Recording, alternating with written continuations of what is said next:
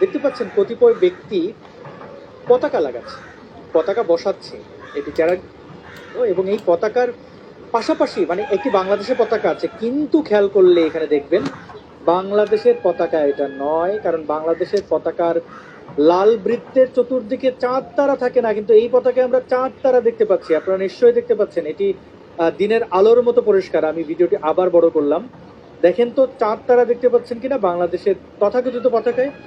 যদি চাঁদ তারা থাকে তাহলে এটা বাংলাদেশের পতাকা কি হয় দেখতে পাচ্ছেন, স্পষ্টভাবে পতাকায় চাঁদ তারা দেখা যাচ্ছে। নিশ্চয়ই আপনাদের এটা একদম ধরে ধরে বুঝিয়ে দিতে হবে না। দেখুন, লাল বৃত্তের চতুর্দিকে চারটি চাঁদ তারা সাদা রঙের আঁকা রয়েছে।